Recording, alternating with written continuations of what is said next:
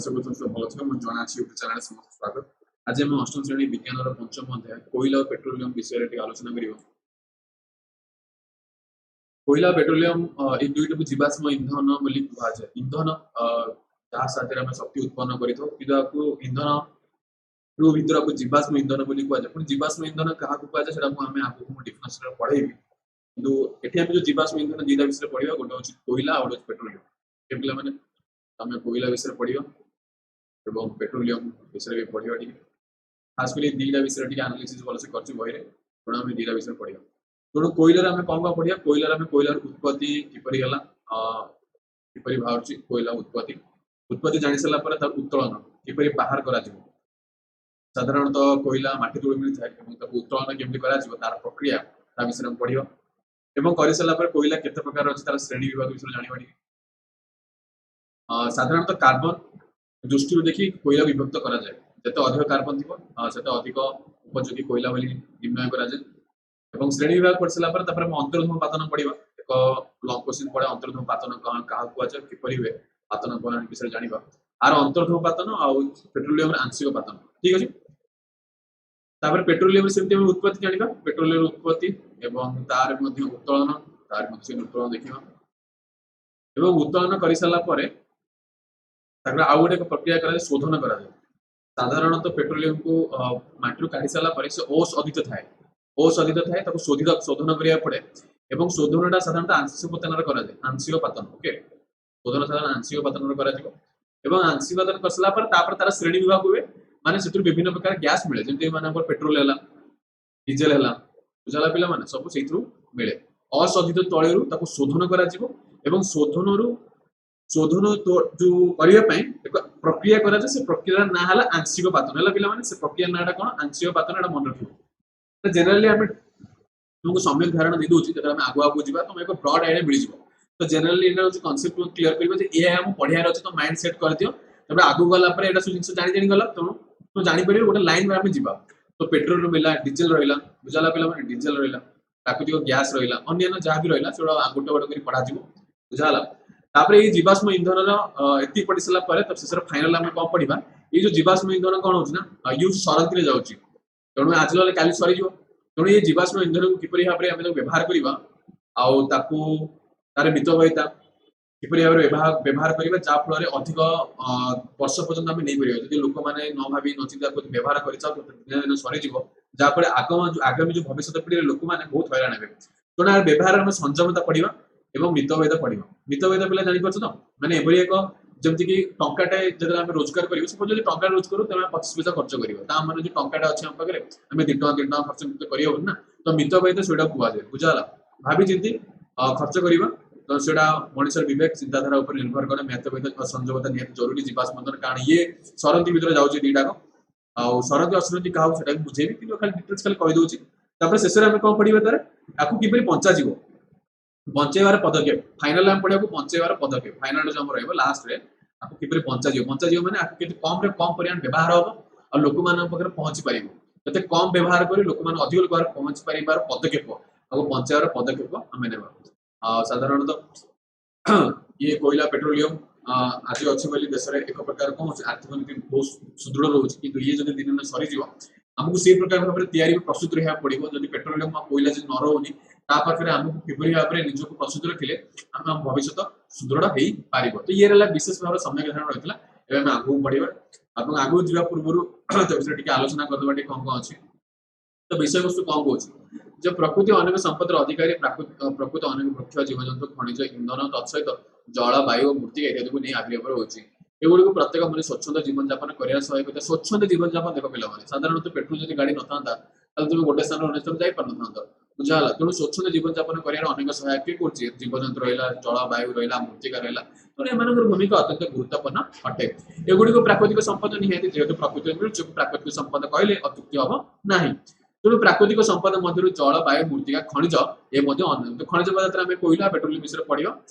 तो ये प्राकृतिक विषय सूचना मिलगला तब ठीक अच्छे प्राकृतिक शक्ति उत्स कौन कौन आम शक्ति मिलूँ बुझा आम साधारण कोयला पेट्रोलियम दीटा पढ़ुचे तो विषय अधिक आलोचना करवा एवं ये दीटा आम शक्ति मिलूँ ये शक्तिर उत्स कौटी कौटे आसुअछि विषय देखा ये प्राकृतिक उत्स देखिदबा सूर्य जल वायु कोयला पेट्रोलियम प्राकृतिक गैस इत्यादि को प्राकृतिक शक्ति उत्स बोली क्या एमाने शक्ति दउचंती एमाने प्रकृति रे आछुंती बिरु आको प्राकृतिक कुआला कोन कुआला पिला एमाने शक्ति जोगउचंती आ प्लस एमाने कोन प्रकृति रे आछुवारु जेतो सब देखालो ऊपर उदाहरण तो प्राकृतिक शक्ति उत्स बोली कुआ जिवो क्लाइन क्लियर हेगला समस्या एटा तापर देखियो प्राकृतिक शक्ति उत्स मान बहुल मात्रा व्यवहार करा जाउत एगुडी को मध्य केतक शक्ति उत्स परिमाण द्रुत हार रे कमी जाउची जो प्राकृतिक शक्ति उत्स गुडी खाली हेबार लागि से गुडी पुनर्बार सृष्टि करबा पे हजार हजार वर्ष आवश्यक ये गुडी को सरंती प्राकृतिक उत्स बोली कुआ जात पिला माने क्लियर हेगला ताले त सरंती प्राकृतिक उत्स कहा कुआ जाउची जो गुडी को थरे सरी जाउची किंतु ताको बनेया पे आउतर हजार हजार वर्ष लागु त कमे सरंती प्राकृतिक उत्स बोली कुआ जाय अन्य प्रकार असरित शक्ति उत्स व्यवहार उपयोगी शक्ति संग्रह करबा अत्यंत व्यवसायिक तेणु ये परिस्थिति शक्ति संकट कुआ जाय तो शक्ति संकट का कुआ जाय तो परीक्षा रे बेळ पड़ी जाय साधारणतः कोन होची ना आपको प्रस्तुत करिया पे हजार हजार वर्ष लागे आ ए गुडी उपयोगी करिया पे का शक्ति को हम दरकार शक्ति दरकार का शक्ति दरकार है बिन शक्ति उत्पन्न करूचे तेणु ये जो शक्ति जो उत्पन्न आमे जो व्यवहार करिया पे जेते सब उत्साह जदि सेही जदि न रहिला तो शक्ति संकट देखा हो ना खाद्य संकट का कुआ जदि खाद्य अभाव देखा हो खाद्य संकट सेमिति तो शक्ति अभाव देखा जीवो सेटा शक्ति संकट बोली कुआ जीवो काहे कि आमे तो बहुत व्यवहार कर दोचे तेणु करी शक्ति संकट देखा जीवो भविष्य रे तेणु प्राकृतिक उत्स साधारणतः दुई भाग विभक्त कराई छै गोटे हला हमर सरंती आ गोटे हला असरंती पिला माने बुझा हला पिला माने हो ठीक अछि तो सरन शक्ति उत्स कहा को जे असरन शक्ति उत्स कहा को देखि छै जेम देला उदाहरण हला कोयला पेट्रोलियम परमाणु माने प्राकृतिक गैस इत्यादि देला सरंती असरन देला सूर्य जल पवन समुद्र और जंगल माने असरन कारण माने केबे सरीबे नाही ए माने शक्ति उत्पन्न तुमे करूथबो जेते व्यवहार करि परियो किंतु आजकल देश जेते सब देखिबो सब विकसित देश जेते अछंती सेमान सब आपको व्यवहार करी निजर शक्ति उत्पन्न करछथि और निजर लोक मानक मध्य आवश्यकता अनुसार मध्य सूच संहिता जोगे पारुछथि किंतु आम देश जो रहिले विकासमुखी देश साधारणतः एमान आंक निर्भर करछथि कारण जो स्विच ऑफ करी आमे जो सरंती रु असरंती को जीवा पई जो टेक्नोलॉजी जो जंत्रपातिर आवश्यकता होइते सेते पदे उद्भावन हेई नाही आ जण तथापि देश लागि अछि आ सेते पर्यंत कारण देशर बहुत जनदेश अछि हम जनसंख्या अधिक उपकूल मादा थिबारु तेणु हमको स्विच करके सरंती असरंती जीवन टिके कठिन असबके जो मानकर लोक संख्या कम थिबो सेमान असरंती काडू आसी गेलेनी आ तेणु हम असरंती जीवन निहाती जरूरी ओके तापर सरंती असबा को नवीकरण अयोग्य शक्ति उत्स कहा को जे का कथा सरंती बा नवीकरण अयोग्य देखो ध्यान दियो नवीकरण अयोग्य जोडा के हमें आउथरे प्रस्तुति करि परिबे तो अयोग्य कुआ हला ओके कोयला पेट्रोलियम प्राकृतिक गैस र परिमाण सीमित एवं आ किछि वर्ष पर एगुडो सब सरी जीवो और बहु बळकर एगुडो शक्ति उत्स र व्यवहार होई आस्तबा को पारंपरिक शक्ति उत्स बोली कुआ जाय तेणु हमें आपको पारंपरिक शक्ति तेणु से ना गुडा मन रख तेणु सरंती शक्ति उत्स को मध्य पारंपरिक शक्ति बोली कुआ जाय तेणु परीक्षा रे उदाहरण पड़छ पारंपरिक शक्ति र उदाहरण दे केते बडा तेणु जे तुमे जानि नथबो पारंपरिक शक्ति कहा कुआ जाय सब गोटिए लाइन किछ अलगा पारंपरिक कहीं गला जेहेतु बहुत पूर्व काल व्यवहार ही आसुछि बहु काल हमर जते बेले पूर्व पुरुष माने मध्य कोयला व्यवहार करूथिले बुझाला तेणु करी पेट्रोलियम व्यवहार करथिले तेणु जको पारंपरिक शक्ति उत्स काल को हजार हजार वर्ष तयारी हेछि माने तो हजार हजार वर्ष तो लोक मान को तयारी करी आसबे कि नै जो व्यवहार करी आसबे कि नै तुमको पारंपरिक कोला पारंपरिक नार जणा पड़ी होछि जोडा कि अति पुराना हेई थिबो हला पिला माने तेणु थरे व्यवहार कले पुनर्बार व्यवहार उपयोगी होनथवा जो एगुडी को नवीकरण अयोग्य शक्ति बोले कुहा गला एगुडी को जीव अवशेष सृष्टि होथारु जीवाश्म बहुल मात्रा इंधन रूपे व्यवहार होथारु जीवाश्म इंधन कुआला तो पिला माने जानि गलो मु जो कहथले जीवाश्म इंधन का कुआ जे तो डेफिनेशन एट लिखा है तो खाता पाकर लिखि दियो साधारणतः से जीवाश्म काहे कहला जेहेतु जीवर अंशरु तयारी होइछि कारण जेते सब कोयला पेट्रोल रहला साधारणतः जो रहला हमर जो जीव रहला जेमति गछ रहला गछ भी तो गोटे जीव ना कारण तार गोटे जीवन अछि प्राणी रहला मला जीव जंतु रहला माने कहला बहुत वर्ष रहि सला परे सेमानकर अवशेषरु ए सब प्रकार जो तयारी होउचे अवशेषरु कोयला पेट्रोल तयारी होउचे इंधन काहे कहला जेहेतु लोक मानक इंधन व्यवहार करले शक्ति उत्पन्न कला तो जीवाश्म इंधन बोली कुआ गला तेणु जीवाश्म इंधन केते उदाहरण देला कोयला पेट्रोलियम प्राकृतिक गैस जीवाश्म इंग्लिश रे फसिल फ्यूल कुआ छै तेणु मन रखतो तेणु 10th पर गला पर सहायता करियो तो ठीक अछि केतरा जीवाश्म इंधन फास्ट कोयला कोयला रो उपयोगिता विषय लिखता पिला माने कोयला हम किपर व्यवहार करू कोयला को जाय रूपे इंधन कार्य व्यवहार तो हुए कोल गुंड गोबर सहित मिसेले कोल कोयला प्रस्तुत करी जाय रूपे व्यवहार करा जाय अतीतर कोयला जाली जल को उत्पन्न कर निर्गत बांफ द्वारा रेल इंजन जहाज द्वारा चला जाउतला एटा तुम जानते पिला माने कोयला जाली उत्पन्न करी जने को रेल इंजन चलुथिया वर्तमान तापज विद्युत शक्ति उत्पादन ପାଇଁ कोयला को बोल मात्रा व्यवहार तो होछि तापज विद्युत शक्ति केंद्र रे कोयला व्यवहार कर सनात को विद्युत शक्ति उत्पन्न करछनी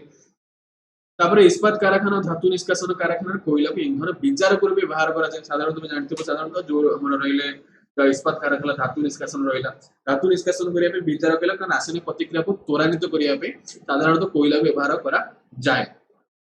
ତେଣୁ ଇଏ ହେଲା କୋଇଲା ଉପଯୋଗିତା। ଏଇ ଯୋଉ କୋଇଲା ଉପଯୋଗିତା ଯୋଉ 5ଟି ପଏଣ୍ଟ ଅଛି, ପରୀକ୍ଷା ଯଦି ପଡିବେ 5ଟି ପଏଣ୍ଟ ଲେଖିବ, ତମର କେହି 5 ରୁ 5 କି କାଟି ପାରିବେ ନାହିଁ। ବୁଝା ହେଲା? ତେଣୁ ସାଧାରଣତଃ ଜାଳେଣୀ ବ୍ୟବହାର କରାଗଲା, ଆଉ ଗୋଟେ କଣ ଇଞ୍ଜିନ ପାଇଁ ଜାହାଜ ଚଳାଚଳ ବ୍ୟବହାର କରାଯାଉଛି, ଗୋଟେ ତାପଜୀବୀ ଶକ୍ତି ବ୍ୟବହାର କରାଯାଉଛି, ଆଉ ଗୋଟେ ବିଜାରକ ଭାବରେ ବ୍ୟବହାର କରାଯାଉଅଛି। ଜାଣିଛୁ ବିଜାରକ କହିଲା ପରେ ଇନ୍ଧନ ଜାଣିପାରେ, ଯୋଉଟା କି ରାସାୟନିକ ପ୍ରତିକ୍ରିୟା ତ୍ୱରାନ୍ୱିତ କରିବା ବିଭିନ୍ନ ପ୍ରକାର ଇସ୍ପାତ କାରଖାନା ଓ ଧାତୁରେ କୋଇଲାକୁ ବିପୁଳ ପରିମାଣରେ ବ୍ୟବହାର କରାଯାଏ। ତାପରେ କୋଇଲାର ଉତ୍ପତ୍ତି ଦେଖିବା, ପ୍ରାୟ 300 ନିୟୁତ ବର୍ଷ ପୂର୍ବେ ପୃଥିବୀର ପୃଷ୍ଠରେ ବିସ୍ତୀର୍ଣ୍ଣ ଘଞ୍ଚ ଜଙ୍ଗଲ ସନ୍ତସନ୍ତିଆ ଅଞ୍ଚଳ ବଡ ନଦୀ ଥିଲା। ଭୂଚଳନ, ଭୂମିକମ୍ପ, ବନ୍ୟା ଆଦି ପ୍ରାକୃତିକ ବିପର୍ଯ୍ୟୟ ହେତୁ ଘଞ୍ଚ ଜଙ୍ଗଲ ଗୁଡିକ ମାଟି ତଳେ ପୋତି ହେଇଗଲା। ତେଣୁ ଦେଖିଲା ପିଲାମାନେ କେମିତି ହଉଛି ଜିନିଷ ଗୁଡା, ଭୂମିକମ୍ପ ଯୋଗୁଁ କିପରି ମାଟି ପୋତି ହେଇଯାଉଛି। ତ ବର୍ଷାନୁକ୍ରମେ ଭୂ ଅଭ୍ୟନ୍ତର ଅଧିକ ତାପମାତ୍ରା, ଅମ୍ଳଜାନ ଅଭାବ, ଦେଖିଲେ ପିଲାମାନେ ଅମ୍ଳଜାନ ଅଭାବ, ଉପରିସ୍ଥ ମାଟିର ପ୍ରବଳ ଚାପ ଯୋଗୁଁ ପୋତି ହୋଇଯାଇଥିବା ଉଦ୍ଭିଦ ଗୁଡିକ ଶକ୍ତ ଅଂଶରେ ରାସାୟନିକ ପ୍ରତିକ୍ରିୟା ମାଧ୍ୟମରେ କୋଇଲାରେ ପରିଣତ ହୁଏ। ଆଉ ଏପରି ପ୍ରାକୃତିକ ଉପାୟରେ ସଂଘଟିତ ରାସାୟନିକ ପ୍ରତିକ୍ରିୟାକୁ ଅଙ୍ଗାରୀ ଭବନ ବା କାର୍ବନେସନ ବୋଲି କୁହାଯାଏ। ତେଣୁ ପରୀକ୍ଷାରେ ପଡିପାରେ କାର୍ବନେସନ କାହାକୁ କୁହାଯାଏ, ଯେହେତୁ ପ୍ରାକୃତିକ ପ୍ରକ୍ରିୟା ସଂଘଟିତ ହେଲା। ଭୂମିକମ୍ପ କିଏ ତ କରୁନି ନା, ଭୂମିକମ୍ପ ତ ଜାଣିଛ ପିଲାମାନେ, ଇଏ ତ ପ୍ରାକୃତିକ ପ୍ରକ୍ରିୟାରେ ହୁଏ। ଏବଂ କଣ ମନେ ରଖ, ଅମ୍ଳଜାନର ଅଭାବଟା ଭୁଲିବ ନାହିଁ। ଅମ୍ଳଜାନ ଅଭାବ ଏବଂ ଉପର ମାଟିର ପ୍ରବଳ ଚାପ,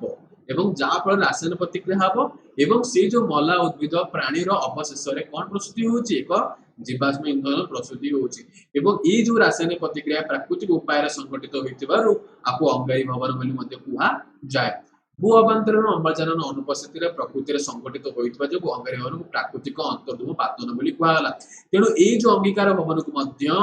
ପ୍ରାକୃତିକ ଅନ୍ତର୍ଧୂମ ପାତନ ବୋଲି କୁହାଯାଏ। କିନ୍ତୁ ଆଜିକାଲି ମଧ୍ୟ କୃତ୍ରିମ ଅନ୍ତର୍ଧୂମ ପାତନ ଅଛି, ଯୋଉଟା କି ଆମେ ଆଗକୁ ଗଲେ ପଢିବା। ତେଣୁ କୋଇଲା ଏକ ଜୀବାଶ୍ମ ଇନ୍ଧନ। କୋଇଲା ଏକ କେଉଁ ଇନ୍ଧନ ପିଲାମାନେ? ଜୀବାଶ୍ମ ଇନ୍ଧନ। ତମେ ଜାଣିଗଲ। ତେଣୁ ପ୍ରାକୃତିକ ଅନ୍ତର୍ଧୂମ ପାତନ କାହା କୁହାଯାଏ? ଯିଏକି ପ୍ରାକୃତିକ ଉପାୟରେ ରାସାୟନିକ ପ୍ରତିକ୍ରିୟାରେ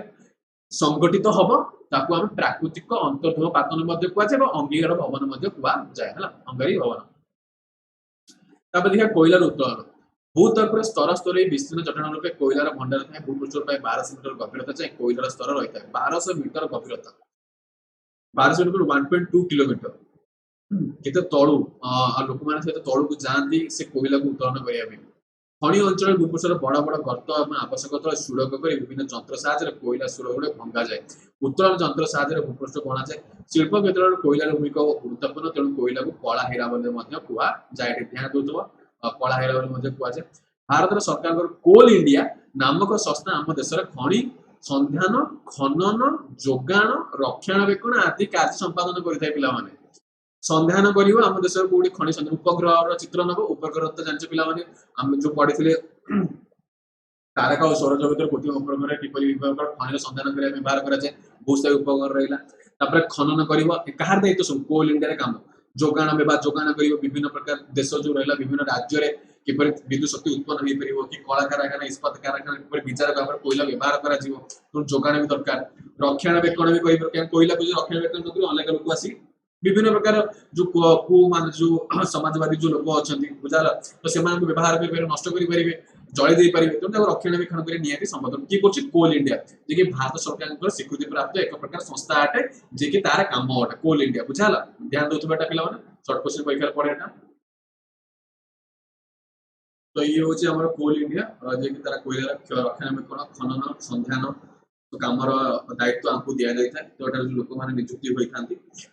ସେମାନେ କାମ କରିଥାନ୍ତି। ଓକେ,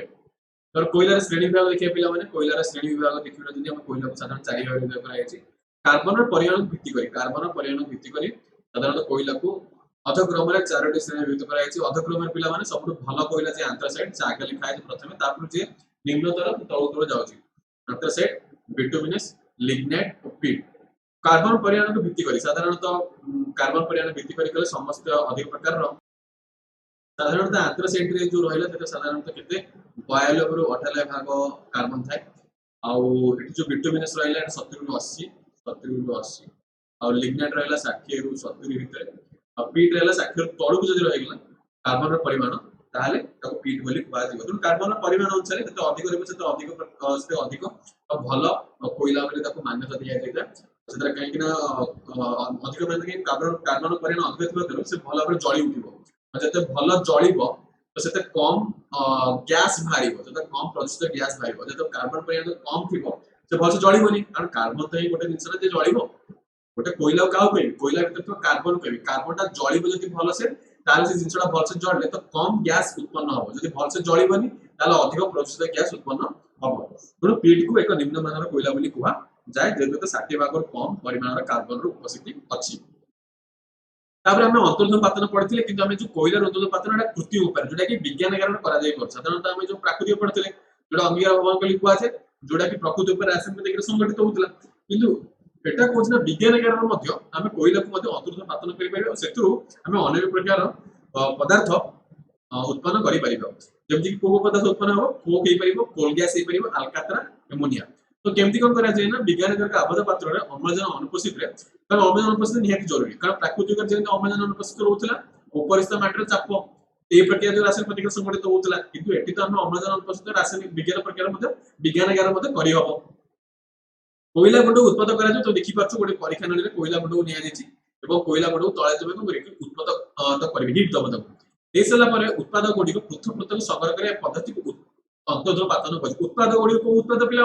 जो कोक रहा कोल गैस रहा आलकात्रा एम कौन करेंगे ना उत्पादन कर सारा जो गैस गुड़िक आसिक संगृहित हे जो प्रक्रिया पृथक कर जो प्रक्रिया को ना ही अंतर्धन पातन कहगला अंतर्धन पातन में कौन पाई कोक पाचे कोल गैस पाचे आलकात्रा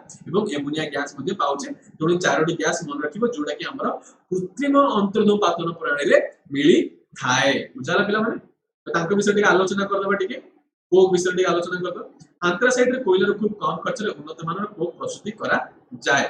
कोक होउची एक विशुद्ध कार्बन कोक टाण और छिद्रयुक्त और कला एथुर दहन में प्रचुर परिमाण ताप शक्ति उत्पन्न हुए और धुआं बाहर नाई तो जानि गले ये उन्नत मानर कोयला आटे तो आंथ्रासाइट कोयला खूब कम खर्च रे उन्नत मानर तो एठी हम जदि आंथ्रासाइट कोल रखिबा भितरे जदि आ भितर जदि मैं आंथ्रासाइट कोल रखिबी ताहले बहुत उन्नत मानर कोन मिलियो मते कोक मिलियो कोक साधारणतः एठी मिले ए जगह कोक गैस की बारे ला एठी कोक एही बारे ताला आउ एठी कोन मिलिबा को उन्नत मानर गैस मिले कोक जोटा कि आंथ्रासाइट कोयला मिली थाए आउ तो ये गला पॉइंट मन रखले तापर नेक्स्ट उपयोगिता देखिदबा लोह और लुहा निष्कासन पय कोक ईंधन और विचार को व्यवहार करा जाय विशुद्ध लुहा रे याकू भिन्न भिन्न अनुपात रे मिसाई विभिन्न प्रकार इस्पात प्रस्तुति करा जाय तंबा दस्ता टीण सीसा आदि रो ओर को ओर धातु निष्कासन को व्यवहार करा जाय तो आमे देखिले ओर साधारणतः को व्यवहार कोडी कर जे ओर रो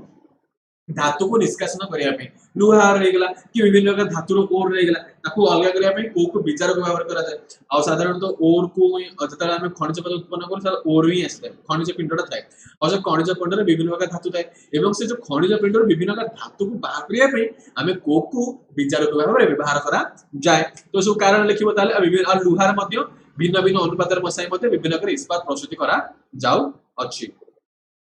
ओके पिला माने कोल गैस रहा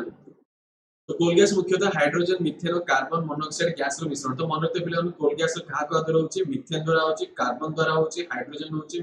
कार्बन मोनोऑक्साइड द्वारा होची इसो गैस रो मिश्रण द्वारा कोल गैस रो प्रस्तुति होई थाए ए गैस को बड़ बड़ तो प्रस्तुति कोल गैस आसला कोड अंतर्गत पातन प्रणाली आसे हम जण जण अंतर्गत पातन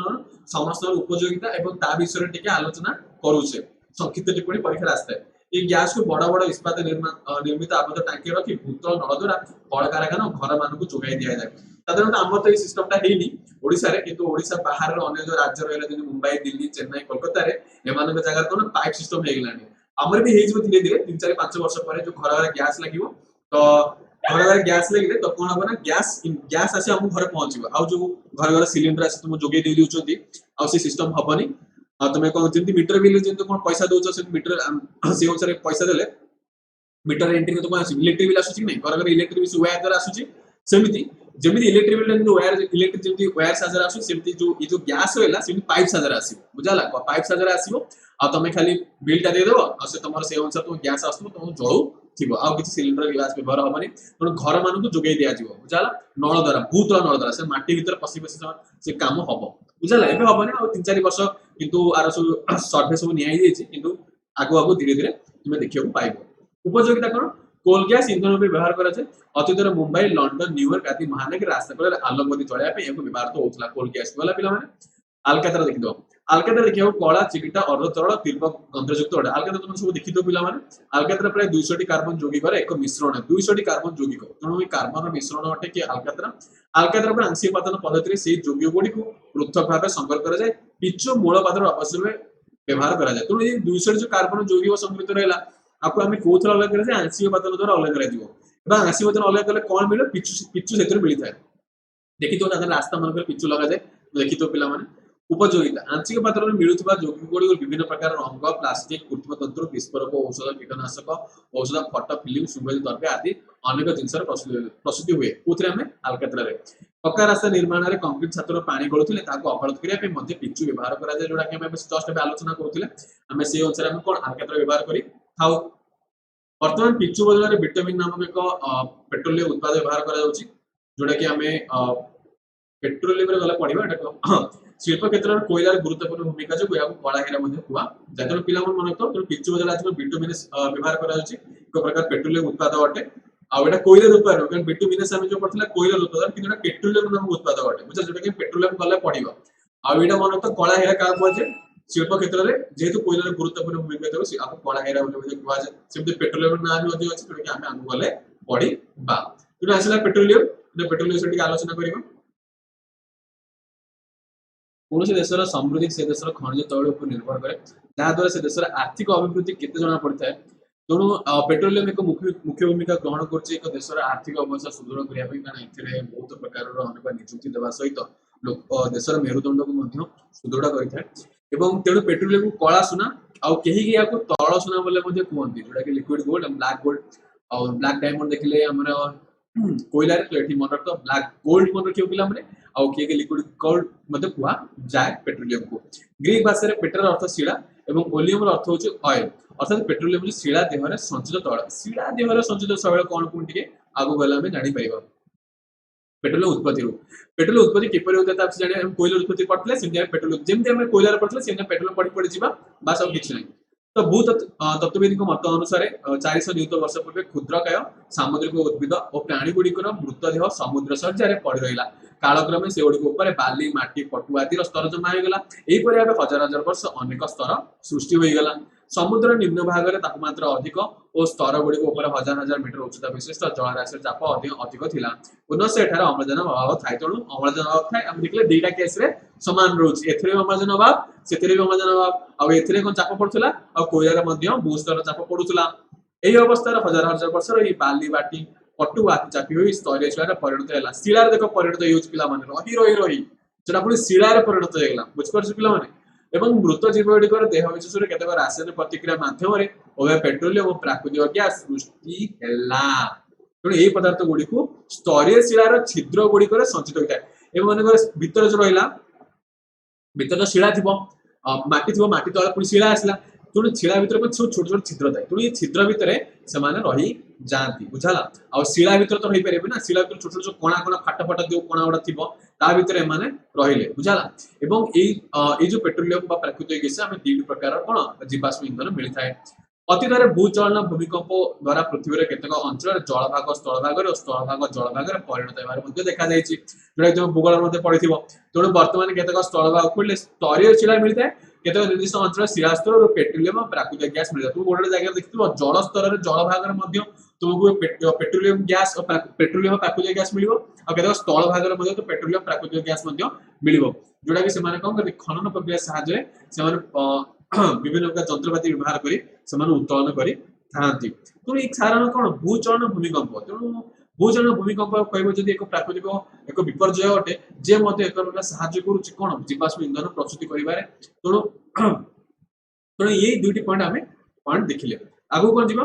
ଆଗକୁ ହଉଛି ଭାରତ ସରକାରଙ୍କର ତୈଳ ପ୍ରାକୃତିକ ଗ୍ୟାସ ଆୟୋଗ ଯେ ଓଏନଜିସି ନାମକ ଏକ ସଂସ୍ଥା କହୁଛି ଆମ ଦେଶର ଖଣିଜ ତୈଳ ଗ୍ୟାସ ଇନ୍ଧନ ଉତ୍ତୋଳନ ଶୋଧନ ଯୋଗାଣ ଆଦି କାର୍ଯ୍ୟକୁ ନିୟନ୍ତ୍ରଣ କରେ। ଆମେ କୋଲରେ କଣ ଦେଖିଥିଲେ କୋଲ ଇଣ୍ଡିଆ ଲିମିଟେଡ ଦେଖିଥିଲେ କୋଲରେ ଦେଖିଥିଲେ କି ନାଇଁ ସେମିତି ଆର ହଉଛି ଓଏନଜିସି ଯୋଉଟା କି କହୁଛି ତୈଳ ପ୍ରାକୃତିକ ଗ୍ୟାସ ଆୟୋଗ ବୁଝାଲା। ତ ଏଟା ହଉଛି ଅଏଲ ନ୍ୟାଚୁରାଲ ଗ୍ୟାସ କମିଶନ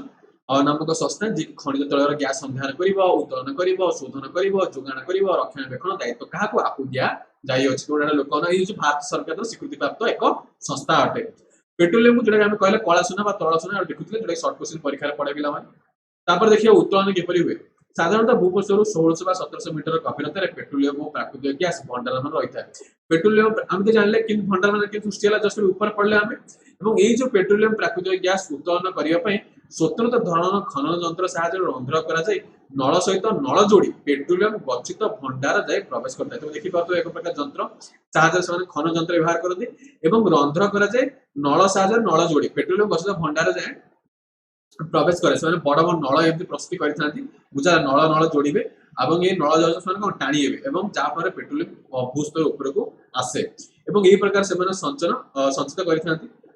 भंडार नल प्रवेश खलाखनि पेट्रोलियम सह मिश्रित अवस्था थिया प्राकृतिक गैस रो अत्यधिक ताप जो उभय खनिज तैल और गैस आपे आपे नल दी उपरको आसे तेणु जदि मनकर से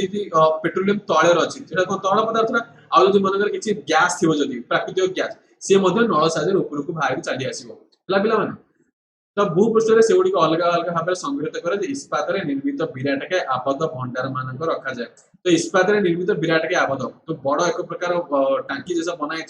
बड़ टांकी इस्पात स्टील रे बनाई संग्रहित रखा जहाँ विभिन्न देश लोक किणिकी नियंती आम जमी पेट्रोल किणा जाम तो साधारण पेट्रोल डीजेल भारत तो जी सफिसीयंट नुह तेणु आमको बाहर देश किणा पड़े चाप कमिबार पेट्रोलियम आपे आपे न उठिले विद्युत चालित पंप साहाय्य उत्तोलन जमी पानी जमी उठा पिला देखी तो पानी पिला जब माटी तले जब पानी थी उपरको आने पंप व्यवहार कराए सेमती पेट्रोलियम उपरको आने पंप व्यवहार करा जाउछि तो एठारे जो शोधन तो यही बड़ बड़ टांकी संग्रहित रखिबे ये जो तैल कूपर जो आम वेल बोली कहुए तैल कूप साधारणतः जो कूपर तैल मिलुथ तो तैल कूप बोली कहुए जो संग्रहित पेट्रोलियम को अशोधित तैल बोली कहुए तेणु ये जो तैल जो आम जो मिलला आपको शोधित अशोधित बोली कहुए अशोधित कहीं कहुए जमी मनकर माटी तलू पानी आनी तो माटी तलू पानी आने से सफा पानी होती आम देखो साधारणतः सब घर घर आक्वागार्ड सब लगे फिल्टर सब व्यवहार कर कहीं से पानी को परिष्कार करे बुझाला पानी को परिष्कार करे पानी को परिष्कार कले विभिन्न उत्पादन से बाहर था सेमती तैल जो उत्पन्न कराए जो से जो कूपर कूह भितर से अशोधित थाए शोधन करा पड़े शोधन कर सारा ही पेट्रोल डीजेल आम जो जो पाचे आलकातरा पाचे पेट्रोल डीजेल बेसिन पाचे तेणु ये सब कौन मिले शोधन कर सारा मिले तेणु अशोधित तैल इंग्राजी क्रूड ऑयल कह जाए पेट्रोलियम केतक पदार्थ मिश्रण अटे पेट्रोलियम ईषद कला रंगर तैलाक्त घन तैल पदार्थ और तीव्र गंधयुक्त अटे यार उत्पादन गुड़िक अत्यंत उपयोगी उत्तोलन पर परिष्कार करने यार उत्पादन पृथक भाव में संग्रहित निमित्त तैल विशोधनागार पठाए तेणु विशोधनागार पठाଯିव जो कारखाना जोटा कि तैल विशोधनागार काम है अशोधित को शोधन कर शोधित कर तेणु क्या प्रकार आंशिक पतन साहय रहे तेणु ये जो पेट्रोलियम आ कौन पेट्रोलियम रहा ये पेट्रोलियम केतक अत्यंत उपयुक्त कौन पदार्थ संग्रह कराए आंशिक पतन साहय पे कौन कौन बाहर पेट्रोलियम गैस बाहर पेट्रोल बाहर डीजेल बाहर किरोसिन बाहर घर्षणाशक तैल पाराफिन महम बिटुमेन बिटुमेन जस्ट पढ़ुले पे बिटुमेन में जस्ट पढ़ुले जोटा कि व्यवहार कराए जोटा कि एक प्रकार पेट्रोलियम उत्पादन अटे पे तो ये कौन क्या पाचे पेट्रोलियम गैस पाचे कुथरू जो आम पेट्रोलियम गैस मिलूँ पेट्रोल मिलूँ पेट्रोल और पेट्रोलियम दीटा अलग पे पेट्रोलियम रु आ भर जहाँ सब पेट्रोलियम अच्छे आ भर कौन पाचे आ भर आम पेट्रोल पाचे आ भर आम डीजेल पाचे आ भर पाराफिन पाचे बुझाला पे आ भर वाक्स होची आ भर बिटुमिन आसूची तो ये सब जिन लुब्रिकेंट ऑयल घर्षण आस तैल लुब्रिकेंट ऑयल तुम घर्षण शक्ति पढ़ाई थो लुब्रिकेंट घर्षण शक्ति कमेवाई आम कौन लुब्रिकेंट ऑयल व्यवहार करा जाए पेट्रोलियम गैस मुख्यतः पेट्रोलियम गैस देखिए प्रथम पेट्रोलियम गैस पड़ते कौन जो शोधन कर सारा पेट्रोलियम गैस मिलता पे कौन कौन कराए कि व्यवहार कर देखिद यह ब्यूटेन गैस एक प्रकार गैस जोटा कि ब्यूटेन गैस किंतु यह सहित कम परिमाण प्रोपेन और इथेन नामक दुईटी गैस मिश्र रही है ये मिश्रण चाप प्रयोग कर तैल कराए तैलयुक्त गैस को सह सिलिंडर भर्ती कराए तैलयुक्त petroleum gas liquefied petroleum gas LPG व्यवहार कर इंधन गैस व्यवहार कराए तेणु आम जो इंधन गैस व्यवहार कर पे कौ गैस थाए ब्यूटेन गैस थाए घर जो एलपीजी गैस व्यवहार कर तार इंग्रेजी नाम liquefied petroleum gas short form पड़ जाए विज्ञान परीक्षा पड़ जाए एलपीजी फुल फॉर्म लेख बुझाला एवं से किसी प्रोपेन और मिथेन गैस नामक दुईटी गैस मिश्रण अवस्था थाए ये मिश्रण को चाप प्रयोग कर तैल कराए तैलयुक्त गैस को लुहा सिलिंडर भर्ती कराए तो कौन मिश्रण चाप प्रयोग कर तैल कर गैस को पुणी चाप जो प्रयोग कर तैल केमती हम मनकर गैस अच्छी गैस तुम जान पे कौन से अणुबण भितर कौन फांक अधिक थाए अधिक फांक बुझाला कि तैलर मैंने जान पे तैल कौन था कम कम टे फांक थाए कि गैस तुलन में बहुत कम थाए कौटी तैल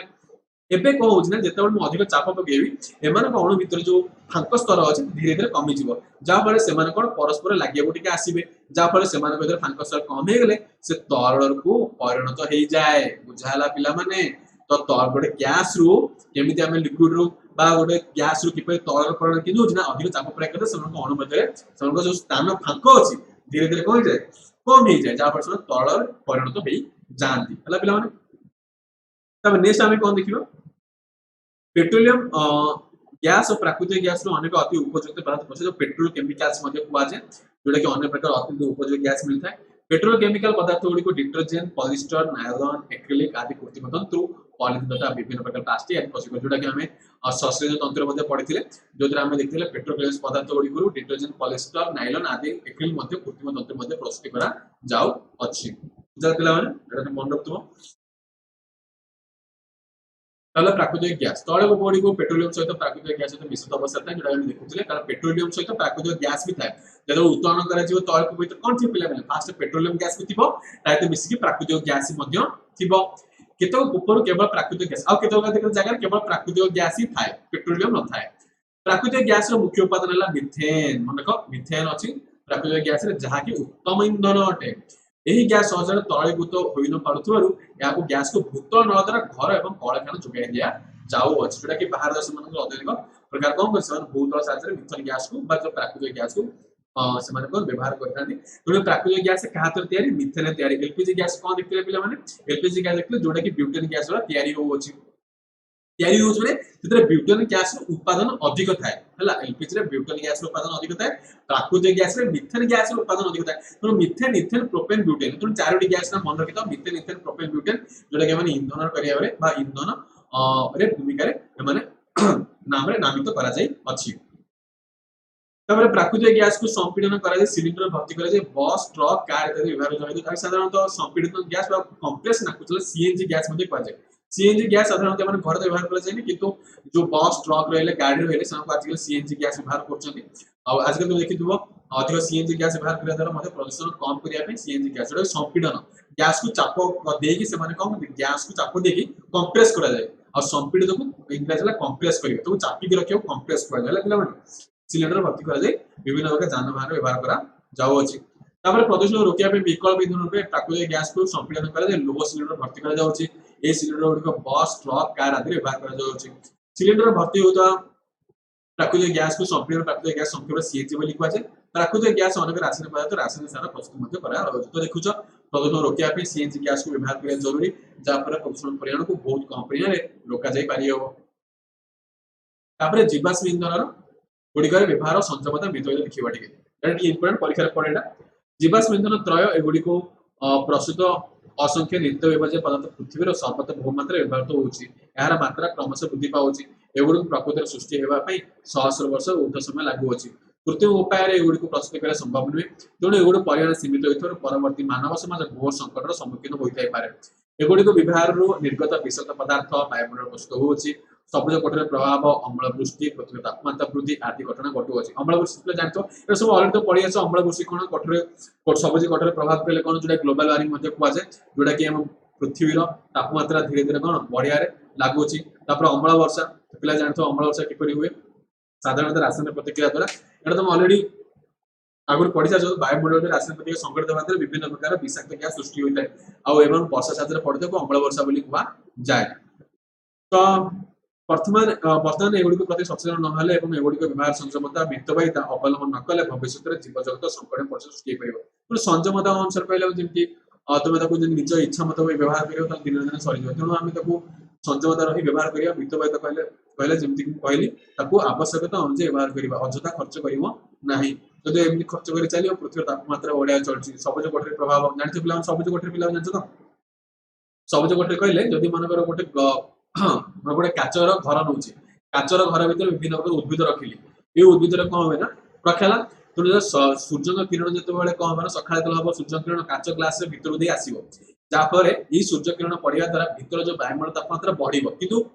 परिणाम स्वरूप कौन हम ना जो भीतर तो बाहर सूर्य किरण काच ग्लास भीतर देखिए चलजो किंतु जो भीतर जो उत्पन्न गैस रहा सी बाहर को जापर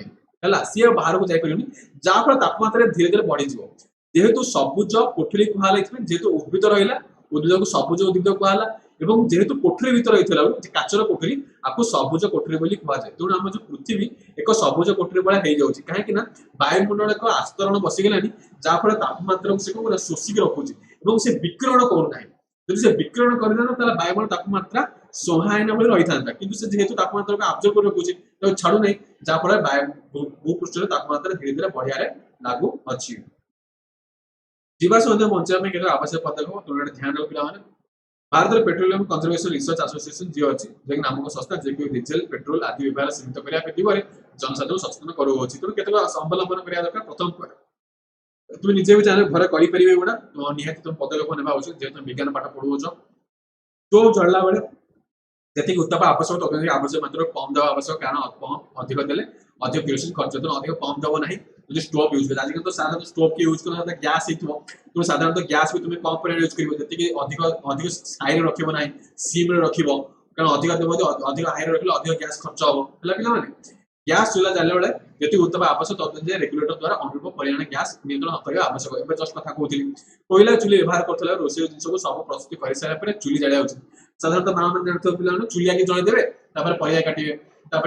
धोइबे कढ़ई बसवे विभिन्न काम करेंगे तुम सेमती कर सब कम सरी सारा तुम जाए जल